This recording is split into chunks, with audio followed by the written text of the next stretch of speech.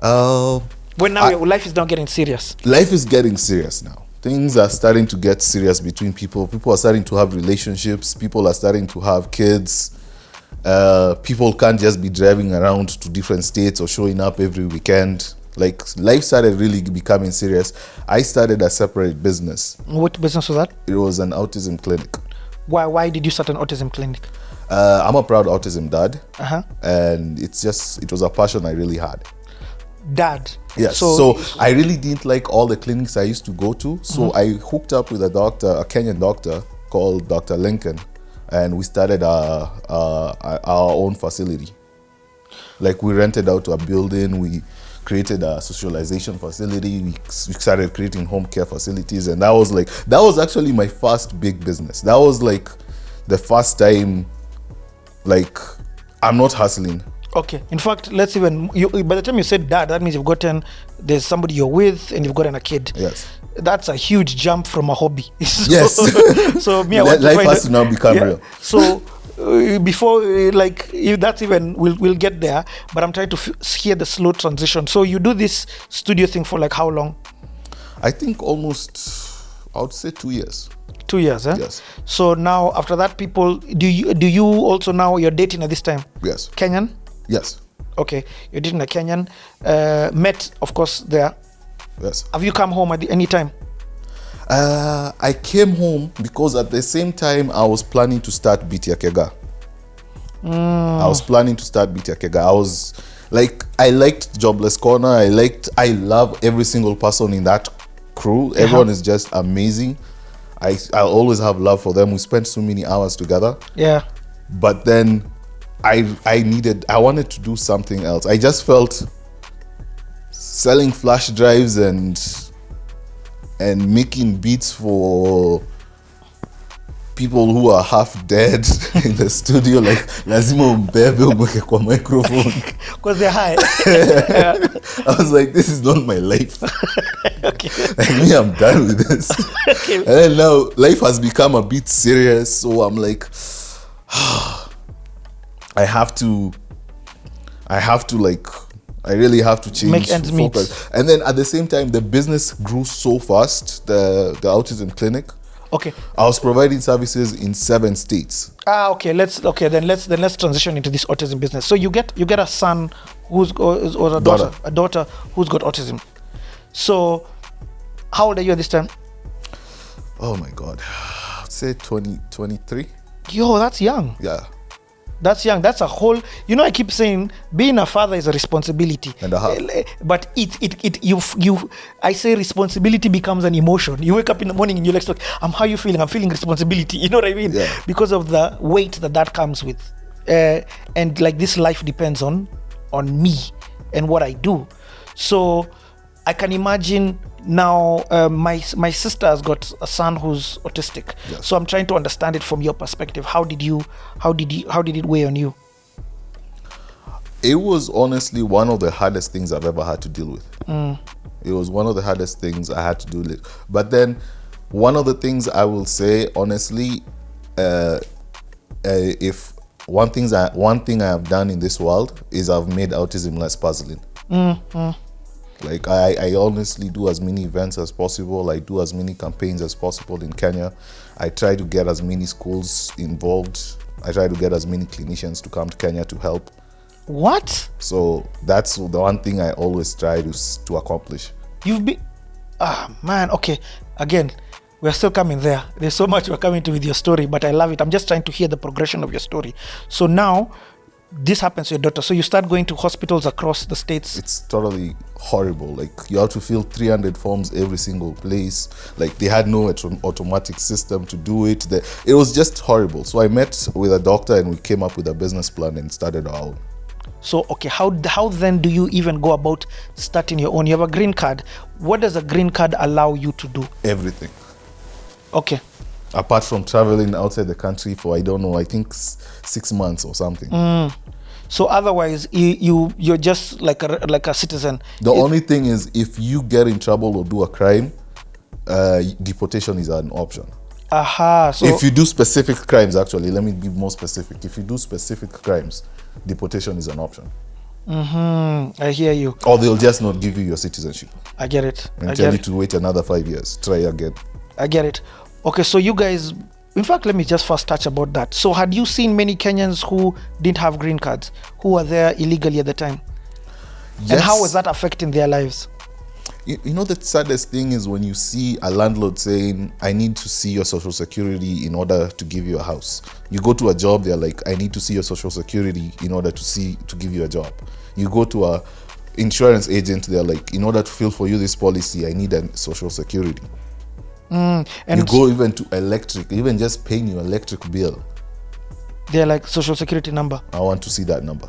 So explain to somebody who may not understand this. Let's say there's a Kenyan watching this wanting to go to States. What is a social security number and how does it operate? Because they may be thinking ID. Sasa naweza isema nika ID ya Kenya, the same way your number iko kwa your ID. It's the same thing, but then everyone is assigned one number. And if you don't have that number, there's nothing you can do. Like it's needed for everything. It's what Kenya is trying to do with the Huduma number. It's the same thing as Huduma number. Yeah, but I think here it's going Here to I think backfire. it's not the computer is not is not working I very said well. it. The system is kind of slow. So, but explain to somebody, if you don't have this social security number in Stato, you literally can't do a lot of things. You literally can't do anything. And in order for you to get one, probably have to get married to an American. no, let's say you have to have a green card. You have to have a green card, stay there for 5 years, then they give you citizenship. So did you get your social security number before citizenship? Yes, if you have a green card, they give you a social security immediately. Okay, You're so just like a citizen, it's just you're not allowed to do a crime. okay, so if I go to Stato to visit somebody and then I decided to stay in Stato and start making a living, will I have a social security number? No. Because my visa was for visiting. For visiting only. Na nimedecide Nibaki. hapa niko poa. Naweza make it. But I also don't like discouraging anyone. Me, I always believe you should give as much hope to people as possible. If you have a dream, chase it. Like if that's what you are dreaming and you think you can do it, go for it. Yeah, but it's also good to give them the reality of this is what you're going to face. This is how the system. So from a systematic perspective, tell me about, does America work as a system? I always say people who failed in Kenya and they go to America and succeed only succeeded because they are working within a functional system. It's not that they could not have succeeded in Kenya. But now they are working within a functional system. Like a friend of mine was telling me that she was trying to renew her passport and someone misspelled her birth certificate and she now has to go to a lawyer, sign an affidavit, go to a court, get a letter to change that birth certificate. It was not even her error. And then go now to get a new copy of a birth certificate, then compare the two to that I get a passport. You know how I renewed my state's passport? I literally downloaded a form online, put it in an envelope, signed, put a money order, and I sent it. And 2 weeks later, it was sent to you. It was in my mailbox. I get it. Even something small as a PO box. Yeah. Is something, like when you say chukua ukifika hapo uende left alafu uende right alafu uende left, which is what you're talking about system, the advantages of living in a States. functional system. Yeah, I'm not trying to downplay Kenya. I'm just trying Kenya to show is actually doing really good and is really improving. I'm trying to show advantages of what we can attain if we add things like this. So let's go back to this autism clinic that you open up. So you and your Dr. Pal. So when you're opening it up, what is the business agreement that you guys are getting into? He's the lead clinician and I run administration. From a capital perspective, how are you doing this? I had really saved up. Aha, you had saved up. Yeah. Was your business but no, you called it a hustle, so you must have been saving. I don't want to ever call it a hustle. No, that was something I really did from my heart.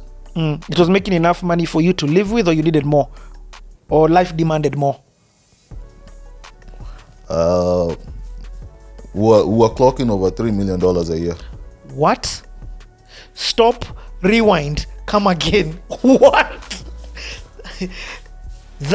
No. Which business are we talking about? It was the Autism Clinic. Okay, no. I thought you were talking about the studio. No, the studio. The studio, I was hungry, man. The studio was hungry. I was like, why did you leave that? Okay, the studio was hungry. So now let's talk about the Autism Clinic. This is insane. You are equal shareholder. Yes. You and what's his name? Just to give him some props, because Mr. Dr. Lincoln. How you doing, my best friend? Dr. Lincoln. Yeah. He actually comes to Kenya to do seminars all the time. Yes, he comes all the time. He's always on Citizen TV. He always comes just to teach, try to find new kids, try to help as many people as possible. He does an amazing job. He's your business partner. Yeah. And it's just the two of you. There was one other lady who later on got involved. Okay. But at this beginning moment, it's just the two of you. Yeah. And this came across because of a problem that you faced with your daughter. Yes.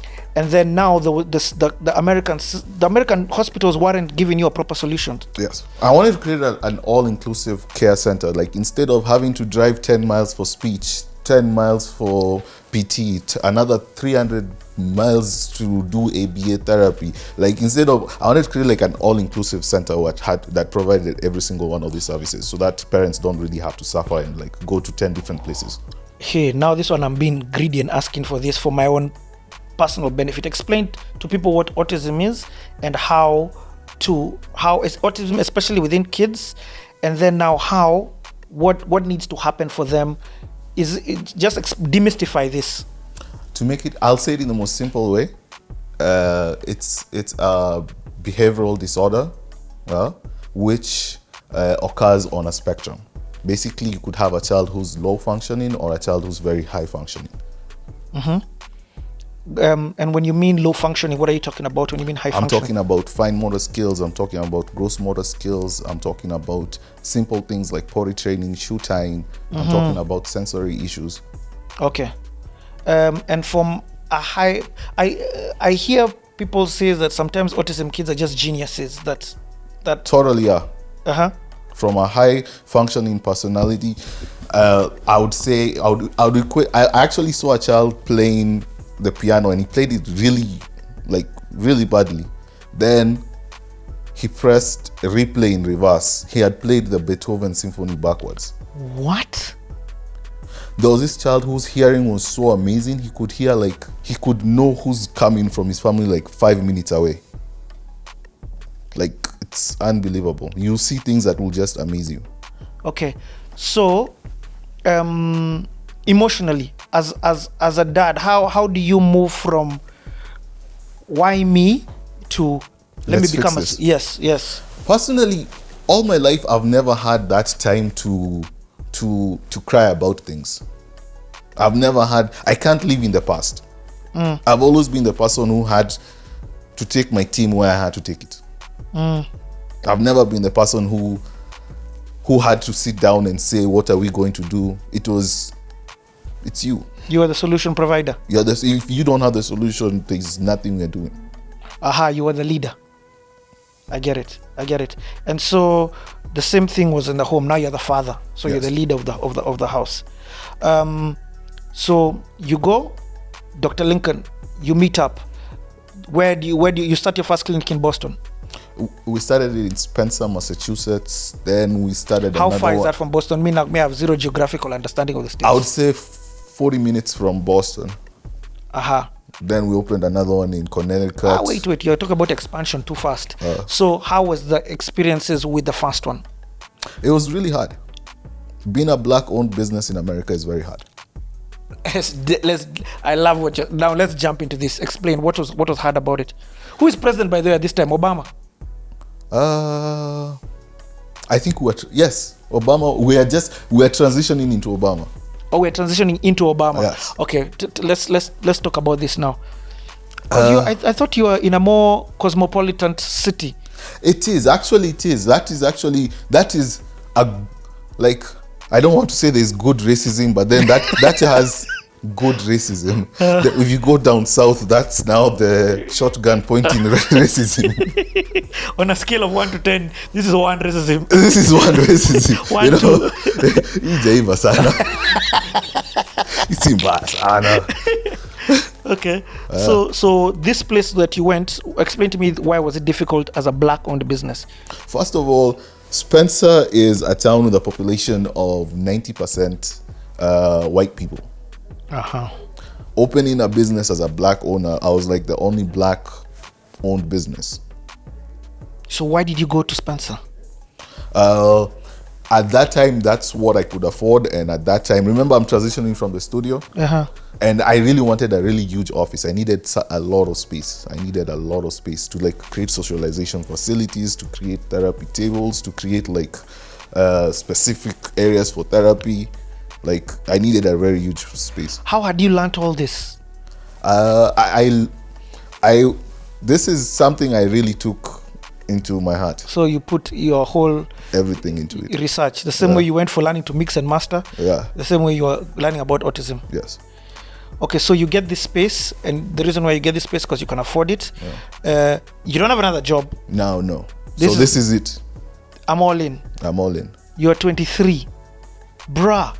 Okay, now tell me about the challenges that you face. Well, first of all, to be the face of the company, that would have been a total disaster.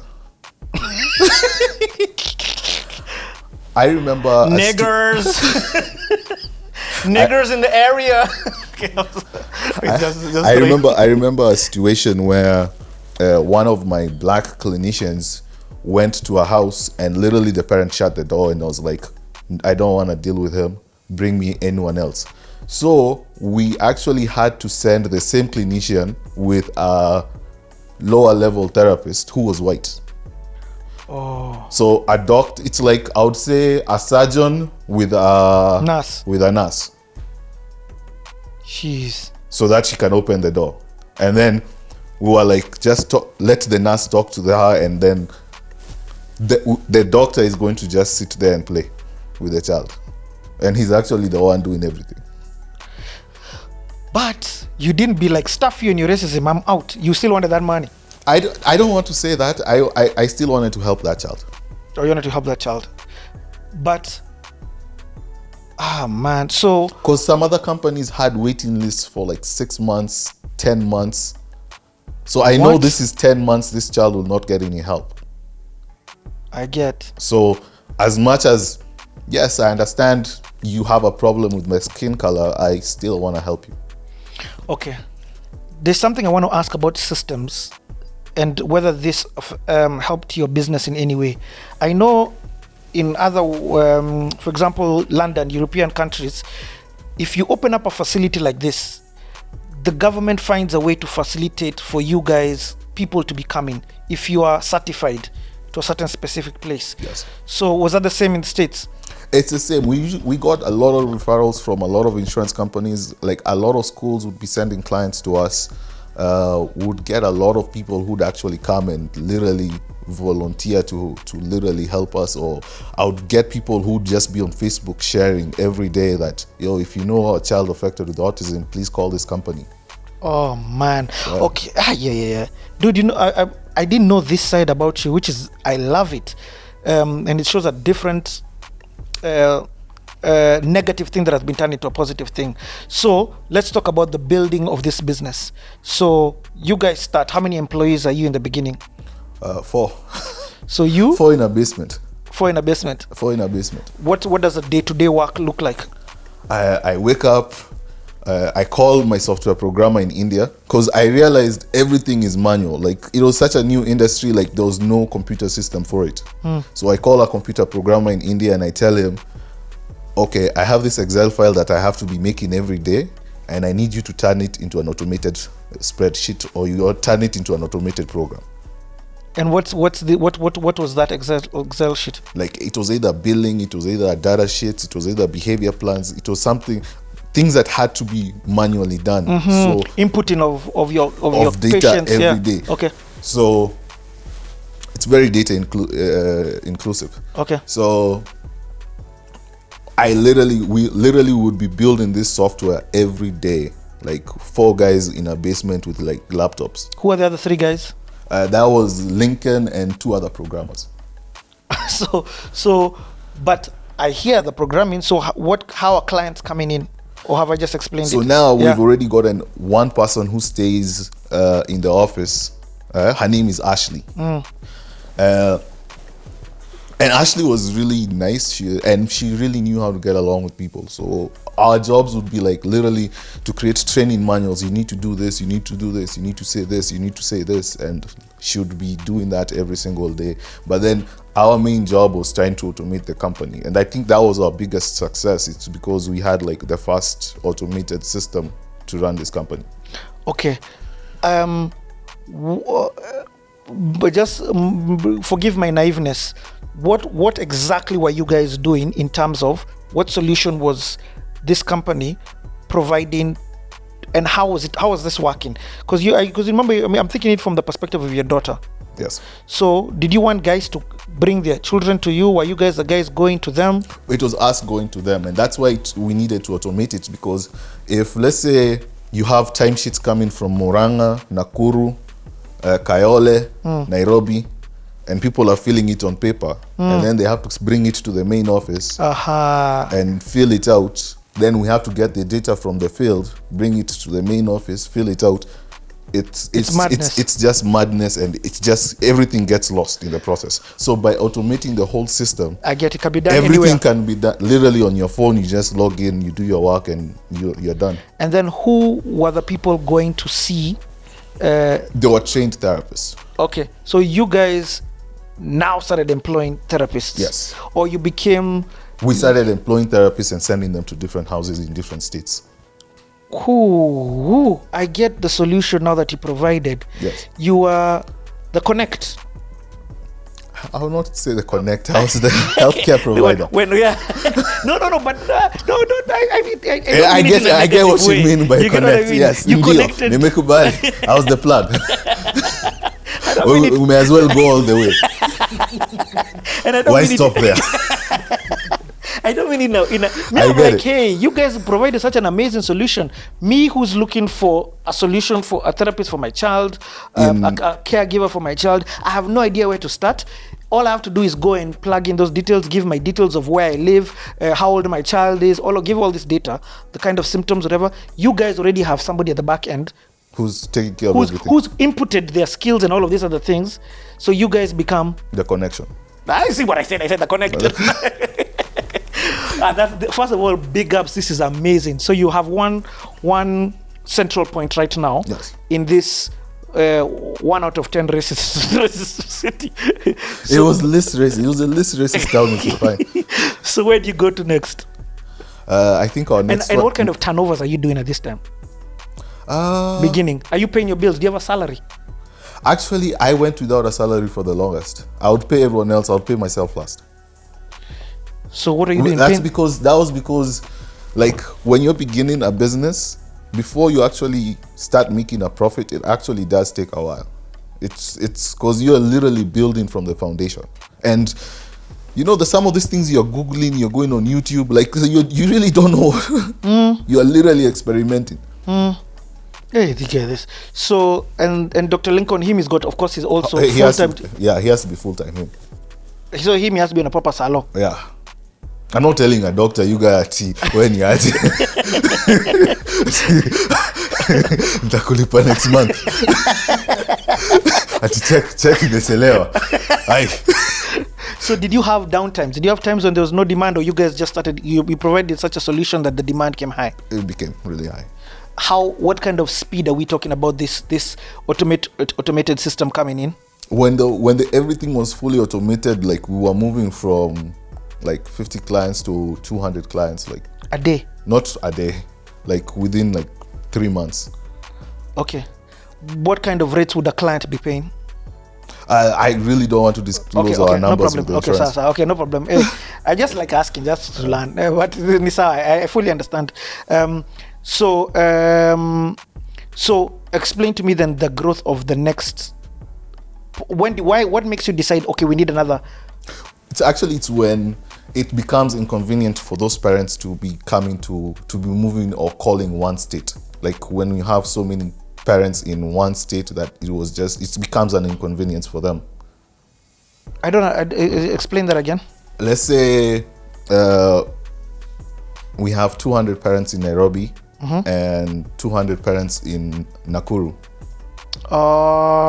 It's an inconvenience for Nakuru parents to have to come here. It's an inconvenience for Nakuru therapists to come to Nairobi for training. I get. Okay.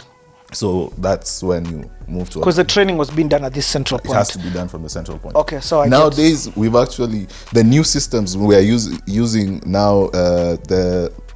Everything is online. Yeah, because of COVID. I was even going. Yeah. Of COVID. Okay, so you then move. What's the next state that you grow to? Where did you have the next demand? Connecticut, then Vermont, then Rhode Island. So you grew. You're telling me you moved from 1 to 3? Yes. You didn't move from 1 to 2 to. You moved 1 and then you moved 3. Opened up 3 immediately. Yeah. Simultaneously. Started serving those all. I think we ended up serving the whole of New England. New England being. Rhode Island, Vermont, Connecticut, Maine. Okay, so I understand. I've been watching movies.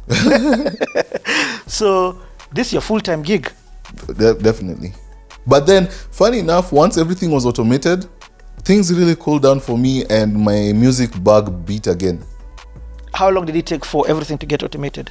I think 2 years. 2 years? Yeah. And then that's when you're doing turnovers of $3M. Yeah. So how many employees are we talking about? I would say almost 300. 300 employees. Full-time? Full-time. Yo! Did you think this was possible? I mean, when they say this is the land of the... what's it called? Opportunities. It's true. Yeah. When Alicia Keys is saying if you can make it here, you can make it anywhere. Okay, that's... So... But was it hard work? Was it hard building this thing? I think it was the hardest thing I've ever done in my life. What was hard about it? Literally having to create a policy and a system that works automatically and everyone has to follow the exact same rules. Like it's like creating your own little government. And where had you learned how to do this?